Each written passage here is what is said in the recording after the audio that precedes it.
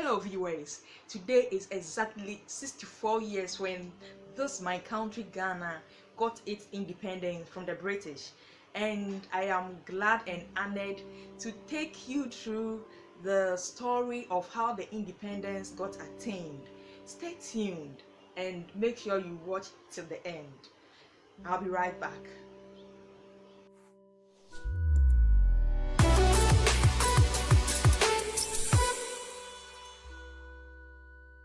Hey, as I said, today we are going to learn about how the independence of Ghana came about. So there was a remote course and then an immediate course, but the remote course will take us very far. So let's just talk about the immediate course and then how it led to the independence of Ghana. So the remote course was in 1897, but the immediate course was in 1948. That is the 1948 rioting. So by 1945, the Ghanaians or the Africans who went for the World War II, they have returned, and then the Europeans or the British had promised the Ghanaian soldiers some incentives after the war. So they promised them accommodation, they promised them an increase in salary, and then they promised them employment. But when they came back, they noticed that the British were not going by what they said. So they were not happy. And then they marched to go and see the governor then, like at that time. That governor was Alan Banks, or some call him Alan Banks.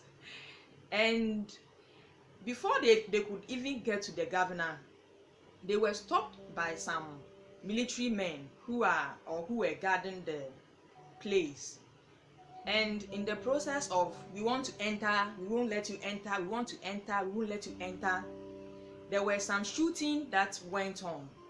And 3 of the military men who were going to put across their petition to the governor were killed. Those people, Sergeant Ajete, Corporal Atipo, and Private Odate, got killed, and then about 60 or more military men were also hurt. So the people were not happy at all. This led to Gamanche, who is called Ni Boni III, to declare that the Ghanaians shouldn't buy any European product, and then they shouldn't also sell their products to the Europeans. So there was looting of the European shops, that is the British shops, and then there were no buying and selling going on in between the two, the two communities or the two nations.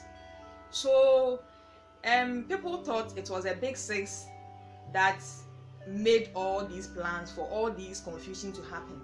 So the big six were arrested. The big six were part of the UGCC. So the UGCC members were arrested, and then they were put in jail. And when they were put in jail, based on the circumstances surrounding the looting, the rioting, and all that, a commission was set up to do some kind of investigation. So that was the Watson Committee or Watson Commission, and based on the recommendations of that commission, an election was held in 1951, and then Nkrumah won and became the first prime minister of the Gold Coast. After the 1951 election, another election was held in 1954, which Nkrumah won again. Since elections were held every 4 years, there was to be an election in 1958, but the Declaration of Independence in 1957 was made. And the name Ghana was chosen to replace the name Gold Coast. So the name Ghana was chosen to replace the Gold Coast. Yes, to replace the Gold Coast name which the British chose for us. One reason why the name was changed was that the indigenes felt that the British used to rule us and they gave us the name Gold Coast. So if they are no more ruling us, we have to find our own name. So they thought of changing the name Gold Coast for a different name. So why the name Ghana? They chose Ghana because the old Ghana Empire also had gold. Our Gold Coast was having gold and is still having gold. And the old Ghana Empire too had gold. So they thought they had a link with the old Ghana Empire, so they could use that name. And then secondly, it was believed that some of the ethnic groups currently in the Gold Coast came from the old Ghana Empire. So somehow they had a link. Also, it was believed that the old Ghana Empire practiced the matrilineal system of inheritance. So they noticed that the current Gold Coast was also having that matrilineal inheritance, so they could link it, because there was already a confusion as to whether they should call the Gold Coast Ghanland or Asante land or whatever, because they noticed that the land wasn't full of Ghans or the land wasn't full of Asantes. So they wanted a name that will fit everybody in the Gold Coast.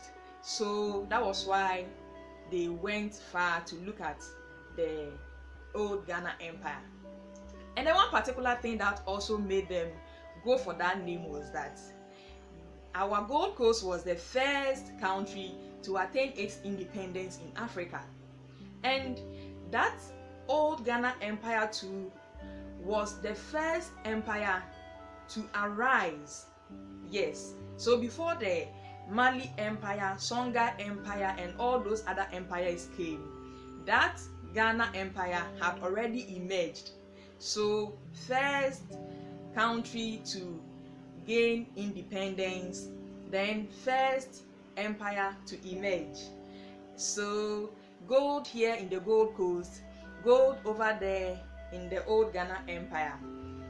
Matrilineal inheritance practiced here, matrilineal inheritance practiced there, and then a whole lot of similarities. That was why they chose that particular name, Ghana.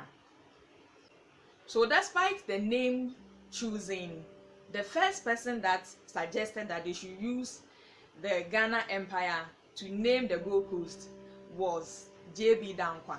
He mentioned that. Surprisingly, on the day that the independence was declared, none of the UGCC members was with Nkrumah on the platform. This was because Nkrumah had broken away from them to form his own party, the CPP. You know, he was part of the UGCC and felt the rate at which the UGCC wanted to attain independence was really slow for him. So he wanted to do things fast for independence to be attained earlier. So he broke away and then formed his CPP party. That was in 1949. So when he went on the platform to declare independence, he had a different set of people with him, and none including the UGCC members. He had people like Imoro Gala, Kesley Hayford, Kwame, he himself was there, Krobwe Dusei, K.A. Gbedema was there. And K.A. Gbedema played a very major role when Nkrumah was imprisoned. And when Nkrumah was imprisoned, he was, the K.A. Gbedema man, was actually facilitating, working under the ground for the CPP. And so when Nkrumah won finally, it wasn't anything like a surprise, because when he went to jail, other people were working in the background for him. And then after the declaration of 1957 of our independence, in 1960 another election was held. Yes,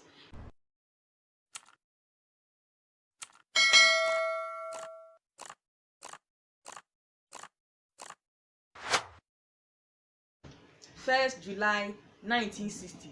That was when Ghana actually became a republic, and from there the flag of Ghana was lifted high and the flag of the British was lowered gradually. It was after 1960 that Lord Listowel, the then governor, left Ghana, and most of the British also left Ghana.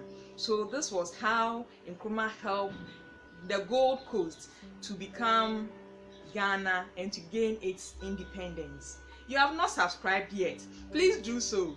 I'll be bringing you the history of how the slave trade went about, how the Europeans came, how the British got to the Gold Coast, and how all the slave trade went about, the transatlantic slave trade and all that. So please do so. I shouldn't forget, let me mention the names of the big six for you.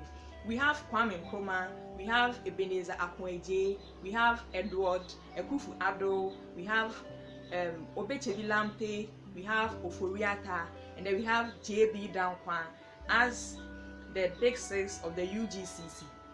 But as at the time independence was declared on the platform, that was the 5th March 1957. That was the night that ate into the 6th March 1957. Yes, that time Nkrumah had different people, as I've mentioned. He also had six people, and they were 6, yes, and Imorogala and all that, yes. So I was thinking maybe Ghana will recognize those people, but they have not done so yet. But we have the big six on our currency, which I will show you one.